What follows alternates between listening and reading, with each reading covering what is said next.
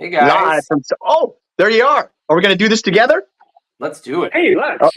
All right. Hey, we are live from sunny California. We are the North American Hockey Authority. My name is Craig Campbell, and this is presented by Today's California. And I am Craig Campbell with Today's California. I'm joined with Ed Heathouse. He is the AHL Coachella Valley Firebirds off-ice official. And we're also joined by our wonderful producer and engineer, Ed Charles McPike III. How you doing, Charles? Love seeing you guys today. Merry Christmas. I hope you guys had a great time out there in North America, and you two as well here in studio. Hey, Ed, what's going on? How are you guys doing? Let me know. Good, man. It's your turn. Happy lost week between Christmas and New Year's. It's like the week that isn't. Who's open, who's closed, who's working, who's not. And yet here we are, working away like slaves. It's horrible. You know, if you've never joined us, couch when I'm done, so just I'm not going to be doing anything after this. Hey guys, if you're just joining us for the first time, this is the way this works. We do multiple segments about hockey. The whole concept is to help elevate all of our hockey IQ as we kind of banter back and forth about different things. And of course, we always want to know where you guys are watching from.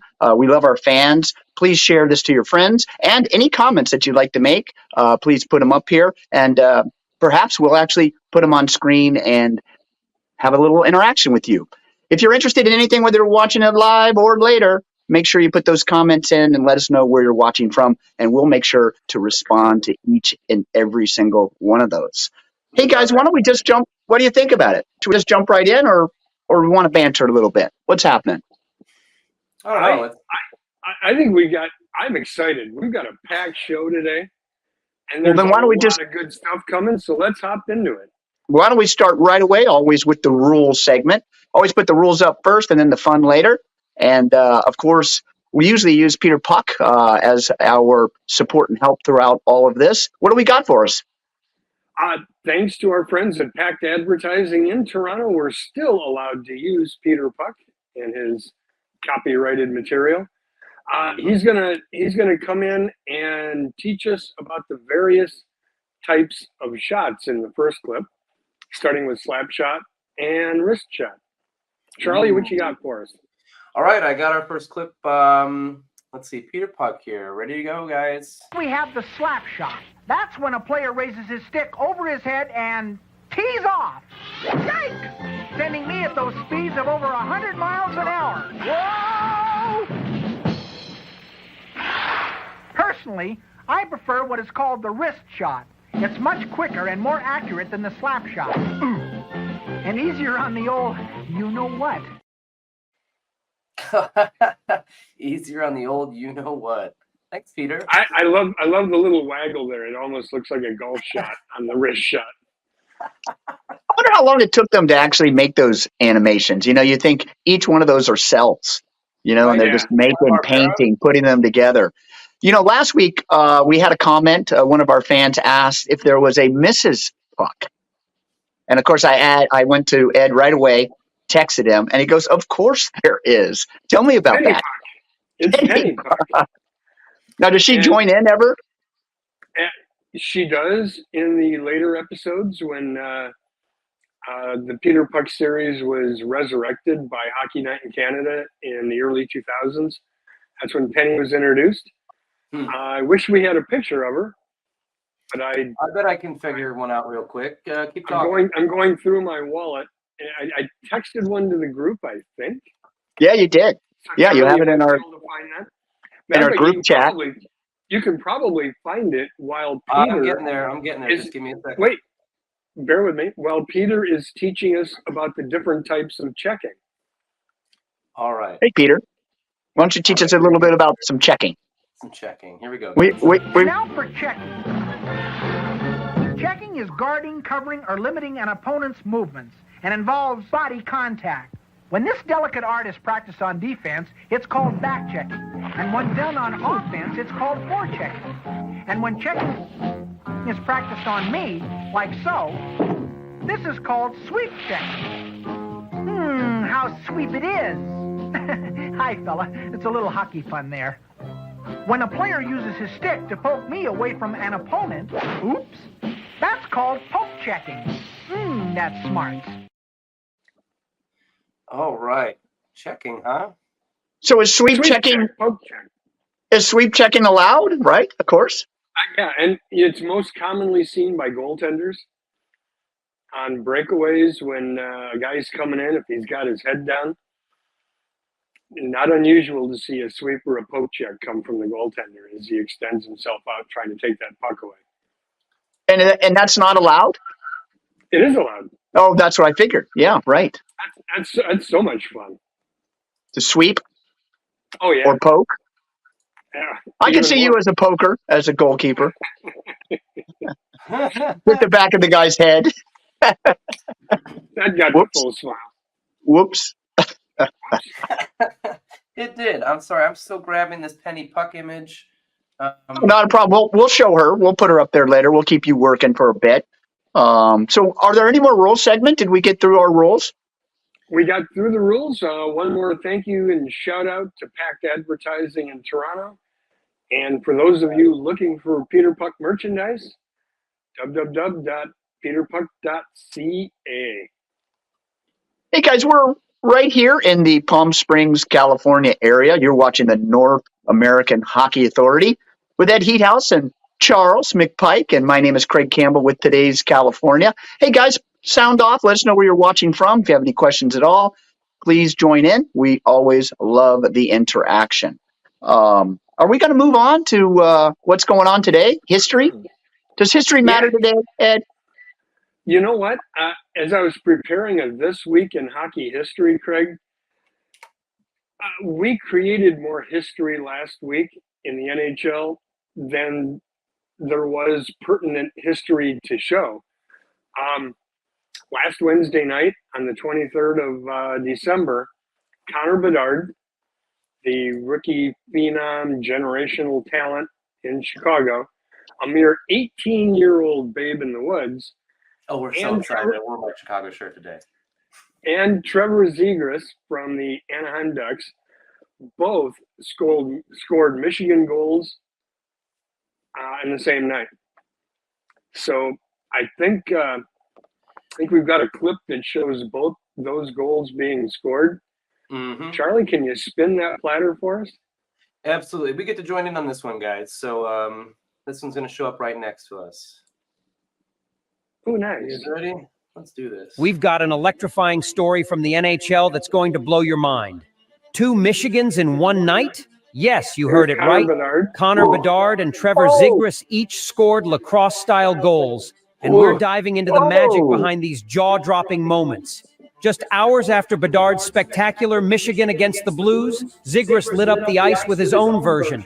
It's like the NHL decided to treat us to a double feature of this unbelievable move. Bedard had us in awe, and now Zegras joins the party. Let's unpack the details of Zegras' return and his mind-blowing goal. After being sidelined for 20 games due to a lower body injury, Zegras makes a triumphant return. This goal marks just his second of the season. Not bad, huh? Unbelievable. Two Michigan goals in the exact same night. I mean, have you ever seen that in real life, Ed? I've never experienced it on the ice, and I've never seen one scored in person. Oh boy! But it's a hell of a move, and it's awfully fast. Go ahead, Craig. I mean, that's just got to be so difficult to basically collect that puck, carry it with velocity and centrifuge or whatever it is to keep it on the stick, and then just throw it in. I mean, with absolutely, it's really spectacular to see and watch it at full speed like that. I think that second one, I mean, Connors is amazing, obviously, but Zegras, you can really see as he's coming around the back of the net how he slides that onto the tongue of the blade, and just like as you say, he keeps the weight at the blade so that the puck doesn't even move. I mean, that's unbelievable. But I do follow these people on the internet, on Instagram, that also do that, because apparently this has been around forever. And I mean, this would be another Ed question, like this move, whether or not it had a name before University of Michigan did it all those years ago. I've definitely heard a lot of kids from Canada talk about how they were doing this in the 80s with street ball. That sounds about right. Well, and Actually, Charlie, the reason it's called the Michigan is because on March 24th, 1996, Michigan's Mike Legg scored against the Minnesota Gophers in the NCAA hockey tournament, which, first off, go blue. And second off, Michigan won that NCAA tournament. I believe we have a clip of the original Mike Legg goal from 1996. We do. And this is how the goal got its name. It's going to be in real-time speed. So I think I've also got one where we slowed it down so people can see what was going on. Hey, before you put that up, real quick question for you. How is that not potentially high sticking when that stick gets up high up there next to the goalie's head? What's the rule there? Okay, so two things come into play here, Craig. First off, high sticking or hitting the puck with a high stick is at the shoulders, and the net is only 4 feet high. So your stick isn't coming high enough to cause a high sticking issue. And the only other thing that could possibly cause that would be if you actually hit the goaltender in the head while you were trying to do it with your stick. And I can see it. I mean, I could see that potentially happening as you're trying to slap it in there. And if the goalie's quick enough to move over, it might meet their face. Well, Joey almost got there. Zagros put it off of Joey's shoulder. If you saw that clip, it hit the shoulder, then went into the. So, I mean, he was right there. Yeah, it just feels like, in that sense, it's fairly dangerous. So that makes it even more spectacular if you think about an execution. Mm-hmm. Is there any issue with, like, obviously that's a high-risk maneuver. If he accidentally does touch the keeper, the tender, with his stick, is that an automatic penalty, or is it only if he actually hits him in the face? I think he'd have to hit him, and have to hit him pretty hard for it to, because it's no different than the follow through on a shot in the slot if the goalie's down. Mm-hmm. Okay. And the incidental contact happens all the time, and it's the referee's job to determine intent versus execution. Got it. But the beauty of all of this, though, is that Bedard, Zegras, and Mike Legg coming up, they did this at game speed. It's one thing if you're dorking around at practice and you got all the time in the world to mess with stuff, but to pull this off in an NHL game at game speed blows my mind. Absolutely wild. And let's look at this original clip of the Michigan and notice the confusion that the announcers have, because they have no idea how the puck ended up in the net. Hey, quick shout out to Sheila. Thank you for joining us. Appreciate you. Oh, Sheila. All right, let's watch this Michigan at full speed. Lafleur drags him down. Nothing called, and Michigan still scrambling. It's a goal. Michigan finally somehow got it in the net to tie the game. I don't believe I saw what I think I just saw. He says it perfectly. I don't believe I saw what I think I saw. Yeah. I don't even know if I saw what I saw. Right. I don't even know if I was thinking what I saw that I thought I saw. Well, it was. So, I mean, that one was pretty tight too. Yeah, he was back there. There was a lot more traffic around the net when he performed that than I think either Zegras or Bedard in the ones we just saw. Yeah. Now what we're gonna do is we're gonna watch that same thing in slow motion, and the announcers will figure it out while they watch it in slow motion. It's fun to watch the learning curve with these guys. All right, here we go. Watch this. Oh, he just reaches around and stuffs it in the top. Put it in. Unbelievable. That was an unbelievable goal by Mike Legg. Look at Legg hold that thing and put it up in the corner. That's something you do in practice. That's something you do. Oh, that's just phenomenal, man. I see when you see it in slow motion, it's just brilliant. It's just so sneaky. It's just like, oh yeah, it's right here. Oh, I just dropped it over your shoulder. I love it. Go blue. Oh no. Didn't you say they went on to win the championship that year? They did. That was a semifinal game, and then they beat University of Colorado in the finals. Okay. University of Colorado. You wouldn't think Colorado would be a big hockey state, but you know, because They have snow. They got tall mountains. They have winter. The Avalanche. They have Avalanche. Yeah, I got it. And there's a big following for the Eagles. So basically, now you all know why we call it the Michigan. True. There you go. I feel so much. I don't know about you, but the idea about elevating hockey IQ is happening. We're learning all kinds of things today, both about, rules. I mean, Peter's been helping us out. We've learned the Michigan, and it can happen twice in the same game. Was that what really happened in that one moment? The same day, just two. Yeah, same day. Unbelievable.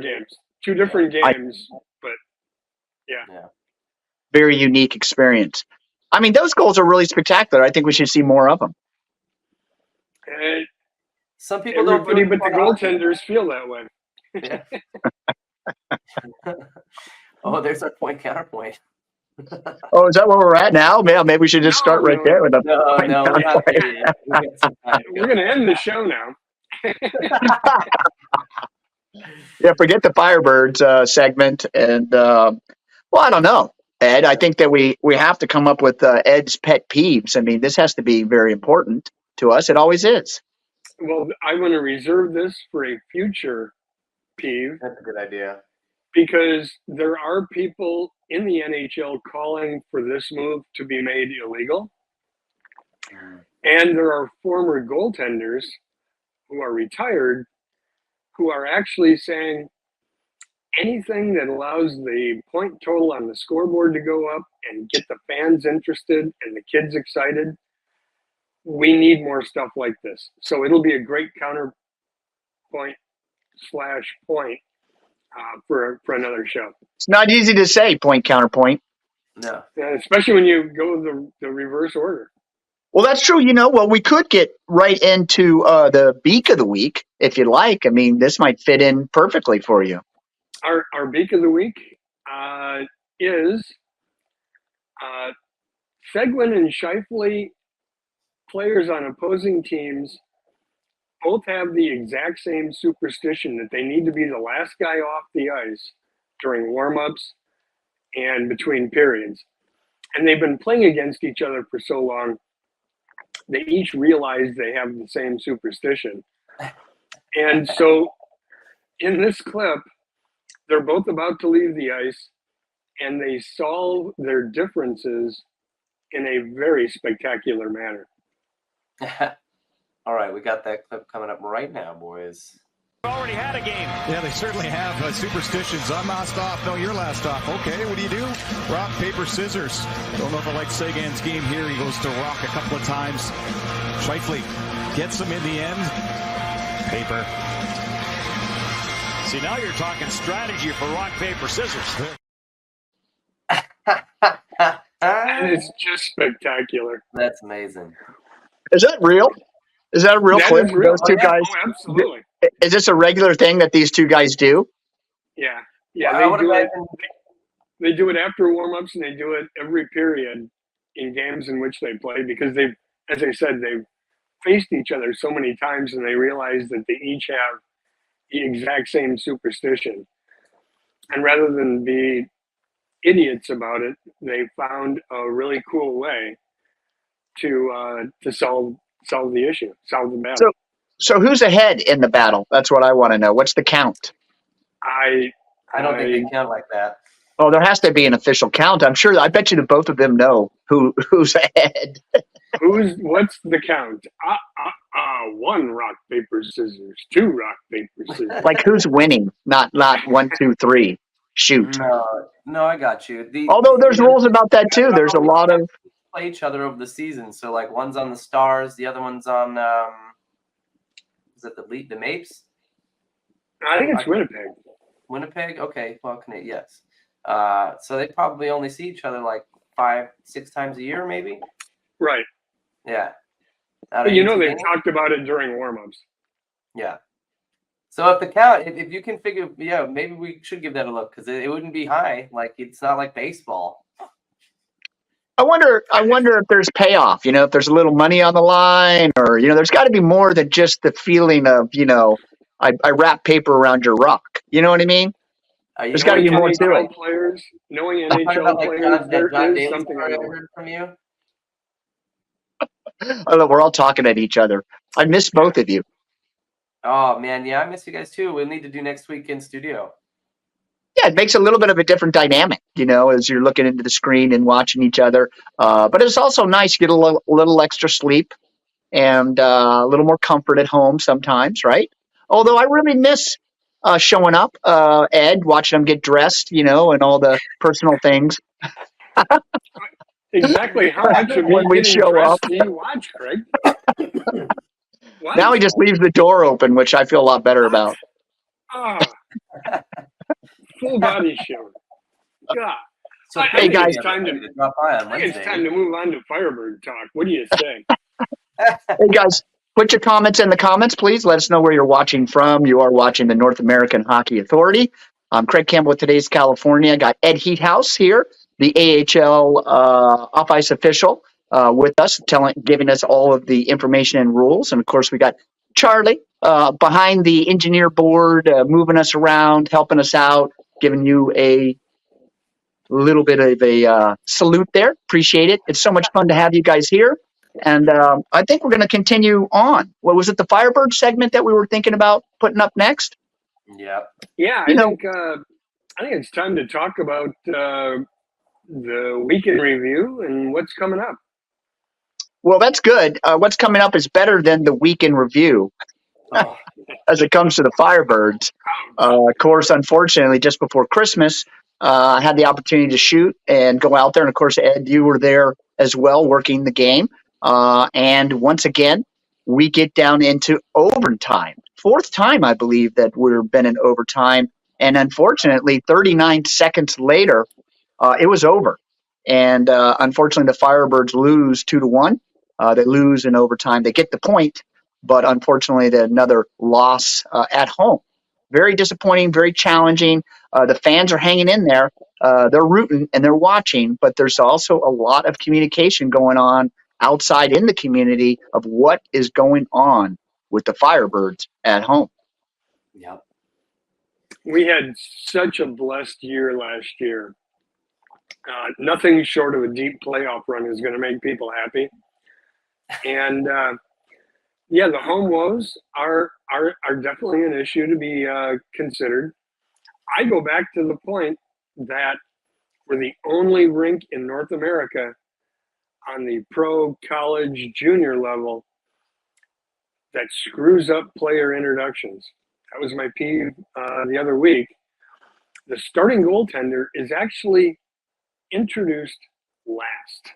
He's the last guy to touch the ice for the home team. That's so wrong. And the hockey gods have been angered. You mentioned this, yeah. Yeah. Well, it's been difficult a little bit there. But, we had some upside. We had the teddy bear toss, of course, the first goal that we score at home. The Bears get tossed out there, and, of course, they're collected for the 29 Palms, the Marine base there, our Sheriff's Department, I believe, also the Fire Department. Yeah, and we were talking about this beforehand. I think the record is owned by Hershey, the AHL affiliate, Hershey. How many, was it 60,000 was the record, the world record? 67,000 and change. Wow. And we pulled off, I think, 26,000 is what you were telling us. A little bit larger. 27. Yeah, but we almost doubled it, although I understand that there's also corporate sponsorship that came in for us. We had 10,000 actually of the Bears donated by, do you remember, Ed? PetSmart. Petco. Petco. There you go. Petco. One of the two. There you go. Petco or PetSmart. You both get the advertising today because I don't know which one of them you all are. Everybody's in anticipation of the teddy bear toss. Do you happen to have a clip that you could throw up there? We could take a look real fast. I do. Even before that, remember we were talking about Penny Yeah. Puck? I Yeah. happen to have a picture of her for us. Look at Charlie working behind the scenes. Yeah. Wow. See, Oh, there she is. on the left-hand side and Penny on the right. That's so cute. Look at her. Look, I love The little bow. Yeah, there you go. The coloring. You know what? I bet she'd be pretty good doing some speaking. Does she actually do a few of the spots at some point? I will commit to having a spot for you next week to start off the new year. With Penny? I'm so excited. Guys, you got to come back next Wednesday at noon so that you can meet Penny. The better of the two, of course. Please tell me it exists. I'm not going to lose right, my life. life. Oh, we just saw her. It's great. So, hey guys, we're at the Firebird segment. We're talking about our. Oh, teddy bear toss. Oh yeah, the little bear toss. Yeah, we are the out here. We are the Coachella Valley Firebird AHL affiliate of the Seattle Kraken, and of course, it's really the AHL teams are an extension of the roster of the NHL teams, and our players go up and down, and it's a different configuration. But it's really exciting to watch AHL. Unfortunately, we've been having some struggles at home, but we always enjoy this amazing community involvement and what the fans do. Take a look at, after our first score, what happened in Thousand Palms. What's happening, Coachella Valley? Your Coachella Valley Firebirds for the first goal of the night for themselves. Teddy bear toss at the Acrisure Arena.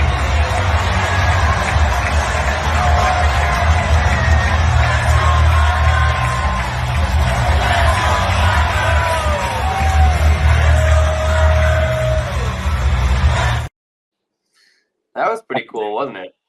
That was a whole lot of fun.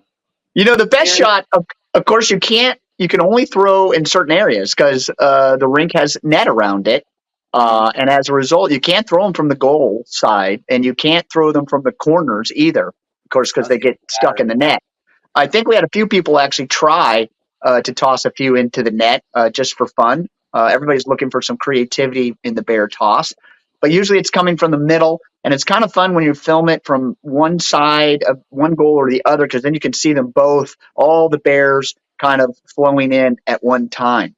But you imagine 26,000 bears, and we just saw maybe 1,000 come on the ice, and it just keeps going. I mean, it's minutes long for just the bear toss alone, until the arms get tired and most of the bears make it onto the ice. My arm got tired. I mean, I filmed the whole thing. It was over 15 minutes of bears. There you go. I have clips on my phone. Unbelievable. Yeah, and I was in the corner, and like that was a funny problem because for the whole time you had to look behind you because you're getting clipped in the back of the head by bears. I saw one guy lose $30 in drinks because he got hit with a bear and just the beer fell, and the guy next to me looked at me and I'm like, yeah, it was $30 right there. And he Well, said, I'm glad you clarified it was just one beer that he dropped for $30. Sorry, Acrisure. Sorry, Acrisure. We know you. Actually, it's 32 for 2, so there you go. Yeah. I do want to point out too that all of these bears go to, as we mentioned earlier, Craig, fire department, CHP, sheriff's department, and when these people make calls as first responders to domestic violence and accident scenes and fires in homes, the officers use these with great success with the kids. So there's a year-long feel good that should come with this, that I want to make sure that everybody understands. Yeah, and that now makes sense why they were on the ice. Yeah, there was an highway patrol car. Yeah. Yep. Because at first I'm like, why are they on the ice? And then I remembered this is how we distribute these bears. So that's right. Did we have some people say hi to us? Yes, we did. Let me go back to it. So Jennifer says that she loves our videos and enjoying her hockey and appreciating us. Leonardo gave us a shout out, some love. We appreciate him very much. Cheers, Leo. There we go. And moving What do we got on, next, boys? moving on. The Firebirds play tonight at Acrisure, 7:07 puck drop with the San Diego Gulls, the Anaheim Ducks affiliate down there along the coast. So should be a fun one tonight. I know you and I will be there, Ed. Who's shooting for us tonight? You, my friend, Mr. That's Charlie. Right. Yeah, I just put in your parking passes for you, and you've been approved to shoot for tonight. It's so exciting. I know it's so fun. You'll be getting your equipment. You'll be getting your equipment ready. Go ahead. I'm sorry. Here's hoping you shoot and score. I hope so. I wish I could shoot and score from the concourse level, but we'll see how that goes. Yeah, I'm gonna leave it up to the boys, but I'll definitely get them getting their goals. I've seen your pictures. You generally do score. I love your photography. Thanks, man. I try. I really try. I certainly love to shoot. And it's so after San Diego tonight, the Birds are in Tucson Friday night to face the Roadrunners, and then a New Year's Day tilt with the dreaded Calgary Wranglers up in Alberta. They actually play Calgary twice, both Monday and Tuesday, January 1st and 2nd, before we head home, and we bring down the Abbotsford Canucks for a back-to-back pair of games on Saturday, Sunday, the 6th and 7th, and that's way too many S's. Yeah, we've talked about this before, these back-to-back games. Yeah, we'll see if we can improve. Yeah, and these are tough teams. I mean, Abbotsford came twice already here, and they were tough Tillies. And obviously, we remember the Wranglers. That was basically the finals, but it was just the Western Conference Finals. Yeah, Abbotsford played one game down here December 13th. It was a Wednesday night, I believe. And we played a pair up in their barn the weekend before. We saw them 3 games in a row. Mm-hmm. Okay. And then one last item on Firebird Talk, if nobody has any other stuff, is the Seattle Kraken play New Year's Day outdoors in the NHL Winter Classic. So that's New Year's Day in Seattle. That'll be fun. The Birds are in Calgary the same day. Grubauer, Seattle's starting goaltender at the beginning of the year, who was injured, went on injured reserve, is now off injured reserve but not ready to play yet. So we don't know if we're going to see Joey, Drieger, or Grubauer for the Winter Classic. We'll have to just all tune in and see how that game goes. Do we? I know we had talked off air about Stezka and LaFontaine and Morris and the wonderful job that Jack and Kale did in Stezzy's absence. Do we know if either of them went back down to our ECHL affiliate? I have not seen whether anybody has been moved back to Kansas City. Yeah. LaFontaine was injured in the Tucson game about a week and a half ago. Mm-hmm. Stezka was injured the week before that. And I was shocked to see after LaFontaine got hurt, Stezka dressed in relief in an emergency backup type position. Mm-hmm. And then Stezka started the last game. So who starts tonight is anybody's guess. But if you're in Kansas City, allow all of us in the Coachella Valley to send you our gratitude and thanks, because we have all your goalies right now. Oh, yeah. And because Seattle has all of ours. Yeah. That's true. Stuff just rolls downhill. The Firebirds, obviously the AHL teams have this to deal with every single year as they're an extension of the NHL rosters. And of course, we have a couple of our goalies that played for us last year and this year not playing for us. They're up in the big league at the NHL. And several of our players that we won with last year that took us to the Calder Cup are not playing with us. So the mix is quite different. And as we all know, when it comes to like quarterbacks or pitchers, goalkeepers are such a significant aspect of the hockey game. So we're needing a little bit of help at home. Charlie, Yeah. bring some luck tonight, would you? I'm gonna try. I'm gonna try. You know, we love our boys and we try and make them look as good as we can. So you know, especially under the help and direction of Mike, the lead photographer for the Firebirds. You know, we love our access at CoachellaValley.com, and we're very happy to, you know, be able to participate. So Second all year, luck we can. second year of the Firebirds, and second year for Coachella Valley Media Group being able to get out there and cover it. Not only are we able to shoot it, do some videotape live broadcast, we get to write about it, and of course get to share within this segment here on the North American Hockey Authority that you're watching, presented by Today's California. Got Ed Heathouse, AHL, Coachella Valley Firebird official, and of course our favorite Charlie, engineer producer with his hands up.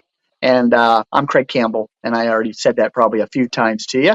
You know what? Are we going to continue on past the Firebirds, or have we finished up? Yeah, with the Firebirds, or any more that we want to share about them? You know, maybe. I think. Go ahead. Yeah, it's your favorite thing. I think we're at point counterpoint, aren't we? Are we thinking about discussing a few things at this point? A few things in our mind? What do you got for us? What are you going to put out there, Ed, that we can debate?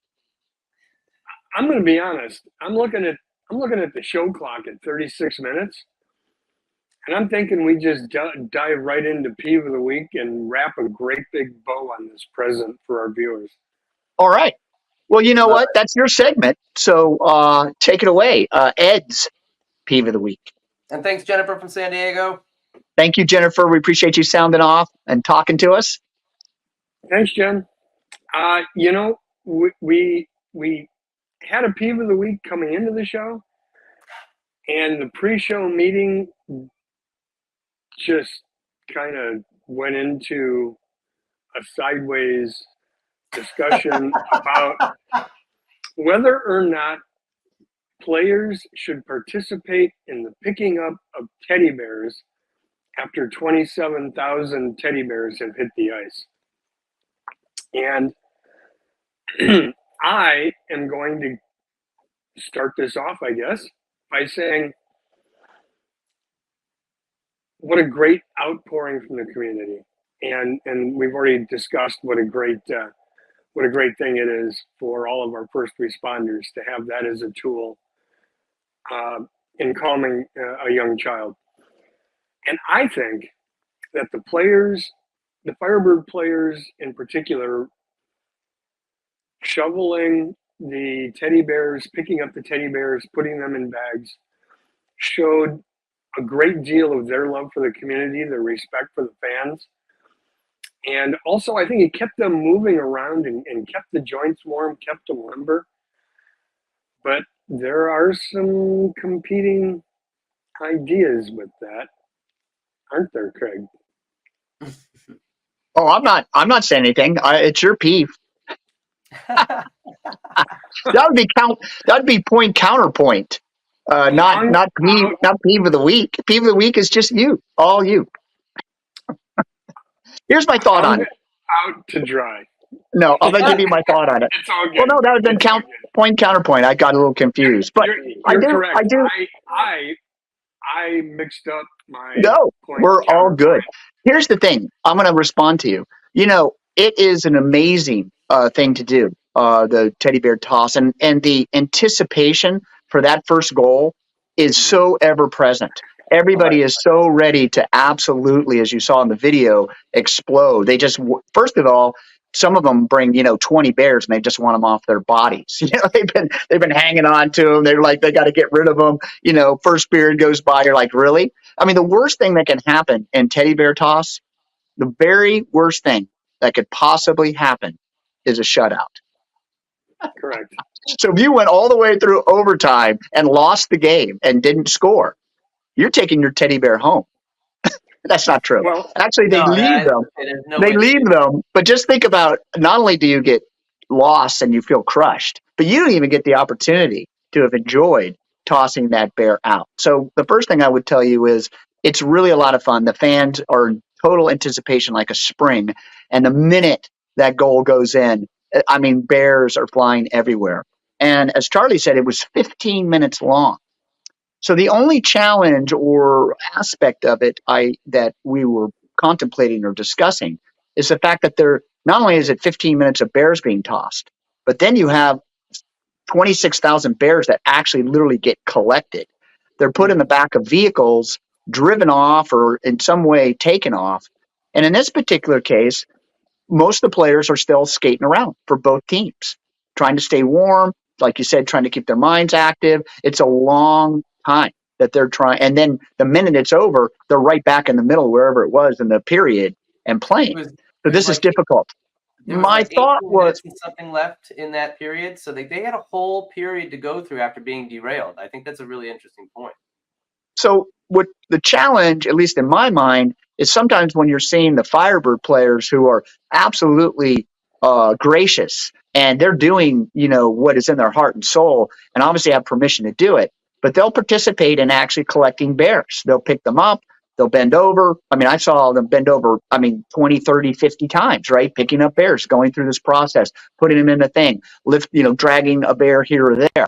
So the question really is does this diminish in some way the players' focus, thoughts, maybe even conditioning when it comes down to it through a season with these extracurricular activities? It was just something to throw out there and in a counterpoint to discuss. So that was my thought on it. What are you thinking, Charlie?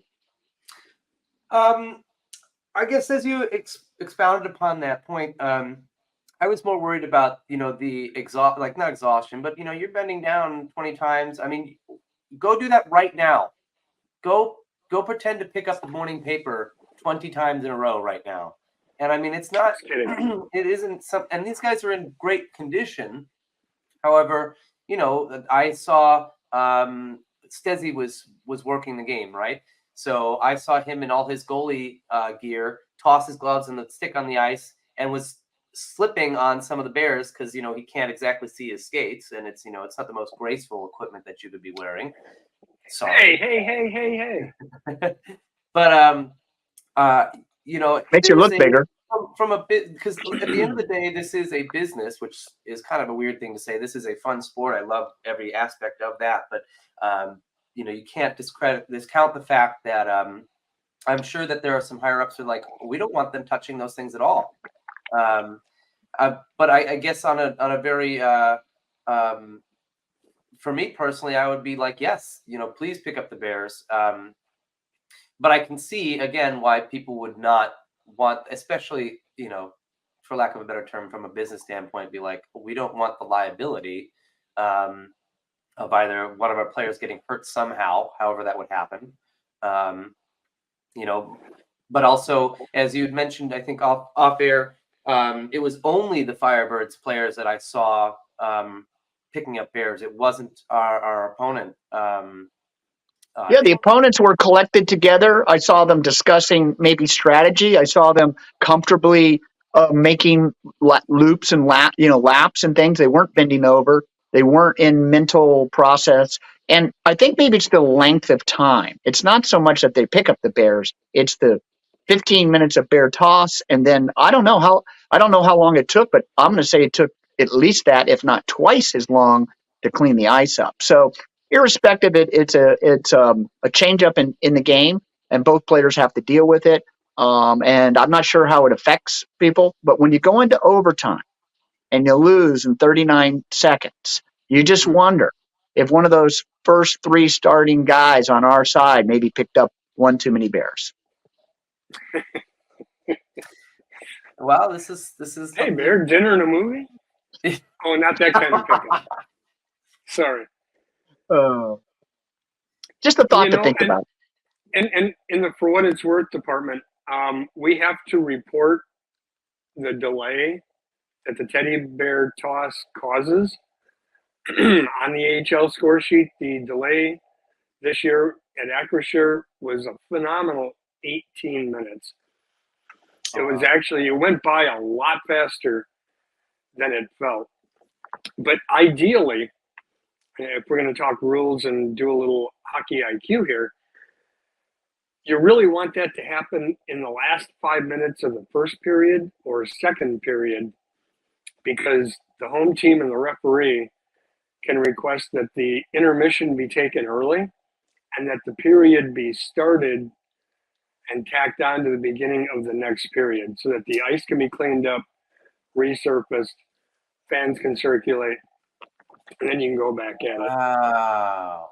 So is there a certain time limit under which you can do this? Because obviously, like when we had it, there's 18 and a half or so minutes left. Right. You can't just have a 40-minute period. Right. Couldn't do it. But if you remember when we were in Tucson, the goal occurred with I want to say 3.5 minutes left. So both teams hit the locker room. Mm-hmm. And when they came out to start the second period, they stayed at the same ends on the fresh ice, played that 3.5 minutes. The buzzer sounded. They took a minute to rest, changed ends, and then went right back at it and did the second period. Wow. Well, this game went into overtime, so it ended up extending, quite a bit on every level. And just in all fairness to the media people as well, officials, all of us, it makes for long games. We're there early, preparing, setting up. I'm very excited about it. I'm just bringing some nuances to the all of us, because we're all there, waiting, watching. One final chirp of the day to Craig. I love you, man. I love you, man. I love you too, bro. 39 seconds. Yeah, I know. Wasn't very long. Well, I'm just saying it probably wasn't that huge an inconvenience. Well, you have not only do you have that, but you also, the game ends, and then you have that break, and then you're back on overtime. So when you think about it, the extension's way beyond the 39 seconds, unfortunately. And it just makes for long games. You have 20-minute periods, you have breaks in between. You have also ice crew that conditions the ice throughout play. Hockey games are quite a long time. Game started at 6:07 puck drop, and I think we were well after 9 before that game ended. And so we're close to it. 3 long hours out there on the ice. It's a long time period, but they're used to it. And I'm really talking about over the series of a season. Do these things add up? Not maybe collectively in that particular game, but over time. Do the extra promotions, do the extra things, the outings, do all these other activities ultimately matter in the Calder Cup 7th game overtime? Does it matter at that point? And you brought that up a number of times, and how much extra media spots and meet and greets and all sorts of other things that the Birds were under direction to do, not only probably from the Firebirds front office, but probably also from the Kraken's front office. Yeah, as an inaugural team, you're having a new arena, and you're trying to teach everybody that they're there. And as a result, one of the best things to do is to bring your players out to meet and greets and autograph signings and different things, or maybe they're even featured at a particular place or event, and they're out all day or night or whatever. It's very hot here too, so when you're outdoors doing things, it's warm, and that's not a joke. I mean, that's a real thing when you're on El Paseo Drive, standing out maybe for 2, 3, 4 hours in the sun, greeting people. And of course, we did a lot of that, like you said, the inaugural year. I haven't seen quite as much of it this year. Maybe I'm just not paying attention to it as much, or I'm more used to it. But it seems a little bit less than it was last year. I will say that final push, especially during the during the playoffs, there was just so much. We were inundated with things, and yeah, I guess that's probably why. Like, I also think that I just haven't seen as much, but I have been seeing a lot more from their social media groups. The work that Kyle and Mike are doing. So they've been, I think, focusing in other areas in terms of pushing the team, because I think what they were doing last year, I'm probably wrong, but it sounded like they were working on the local fan base, and then this year seems more of an outreach through outlets that otherwise you wouldn't see unless you were online. You're not going to be in Chicago where I'm from and see the Firebirds unless they're playing the Wolves, and Right. One of the things that you're seeing more and more is teams mature, they move on to more years, you have more charitable or other community involvement or corporate involvement that you're starting to see come in more and more and more, and the awareness of the Firebirds being made in that capacity. Maybe less of that the players having to get out there. Although those players seem to be very available, and and they themselves are doing podcasts and doing fun things and special things. And I know the Firebirds, it seemed like last year had a lot of videotapes, taping of the guys. Haven't seen so much of that. Maybe that is also happening, but then I've been sharing some of the filming duties with you and Megan this year. And so maybe I'm also just not seeing it quite as much. 3 games a week, I'm doing 1 game a week, or we're sharing the load. And that's been really great. I really appreciate that, Charlie. I'm so happy that you get to go out there tonight. It's so exciting. There's just something about it. When you get down there and you can just feel the arena fill up, you get in, it's a little chilly, but as people start to get in, it warms up and the energy level begins to increase. And they, of course, love a camera. There's nothing better than. And we're getting more in tune with getting fans involved in this so that they can see themselves and we can share that excitement. Fan photos. Who doesn't love a fan photo? Yeah. People will send a photo of me from time to time, and I always love it. It always surprises me. It gets in an inbox. Usually it's the back of my head, but I'm still pretty happy about it.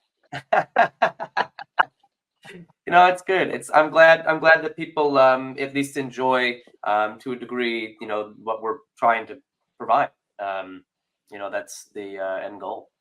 That is always the end goal. And hopefully we get a good game from the boys tonight. I know that, much like this being at the arena, I'm really looking forward to some of the other events that we'll be covering. And it's just been such a wonderful thing to see this valley sort of continue to blossom. Hey guys, look at that. Hey Dave, thank you so much. We appreciate you. Always out there, our number 1 fan. Always happy and excited. I'm always happy to see you. We should have you on the show sometimes, Dave. I think it'd be a lot of fun to have you join us. So we're going to work that out if you're interested, and you could come on and share that enthusiasm with the entire community. What do you guys think about that? We should have Dave on the show, right? Oh, I would love that. I mean, we've been discussing in our pre meetings. Thank you very much, Dave. Again, we've been discussing in our pre meetings having guests. We're working out the logistics with their schedule, like Megan. But Megan is an absolute nut, and she works all the darn time. We have intentions of getting some of the Firebirds people involved, and I think we'll wait to see how we can make that happen, and we will. We've obviously now done 2 shows remotely, even though we are all back in the Valley right now. I think proving that has made the big difference for our brand of show, and I'm very excited for that, because that will allow for us to have guests and allow for it to happen on their terms. We were talking, the only thing that's sad is our post briefing parties that we have when we're done. Because when we're finished and you have all those endorphins because it's so exciting, you're done, and you're dissipating, and we usually, the 3 of us, do that together, and it's been such a bonding experience.